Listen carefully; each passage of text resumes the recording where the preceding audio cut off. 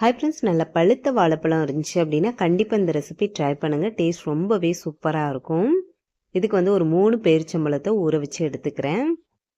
இது உள்ளேயே வந்து பதாமும் இருக்குது. உங்ககிட்ட என்ன நட்ஸ் இருக்கோ அது வந்து நீங்கள் எடுத்துக்கோங்க. வெறும் பேரிச்சம்பழம் இருந்துச்சுன்னா கூட பரவாயில்ல. இப்போ வந்து பிரேக்ஃபாஸ்ட்டுக்கு எடுக்கிறீங்க அப்படின்னா நைட்டே வந்து ஊற வச்சுக்கோங்க. அப்போ தான் வந்து நல்லா அரைச்சி எடுக்க முடியும். அதில் பழுத்த வாழைப்பழம் வந்து 2 எடுத்திருக்கேன். இதை கட் பண்ணி இப்போ ஒரு மிக்ஸி ஜாருக்கு மாற்றிக்கலாம். நட்ஸு சாப்பிடாத குழந்தைங்களுக்கு இந்த மாதிரி செஞ்சு கொடுத்து பாருங்கள். இதில் வந்து நட்ஸு சேர்த்துருக்கிறதே தெரியாது. டேஸ்ட் ரொம்ப சூப்பராக இருக்கும். நல்லா விரும்பி சாப்பிடுவாங்க. இப்போ கட் பண்ணி வச்சுருக்க வாழைப்பழத்தை ஒரு மிக்ஸி ஜாரில் சேர்த்துக்கலாம். இது கூடவே ஊற வச்ச பேரிச்சம்பழத்தையும் சேர்த்துக்கிறேன். இது ஊற வச்ச அந்த தண்ணியை வந்து வேஸ்ட் பண்ண வேணாம். அதையும் இதோடையே சேர்த்துக்கலாம்.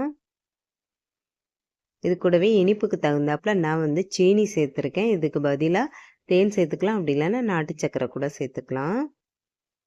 இப்போ காய்ச்சி ஆற வச்ச பால் வந்து 1 கிளாஸ் அளவு ஃப்ரிட்ஜில் வச்சு எடுத்திருக்கேன். அதை வந்து இது கூட சேர்த்துட்டு நல்லா அரைச்சி எடுத்துக்கலாம்.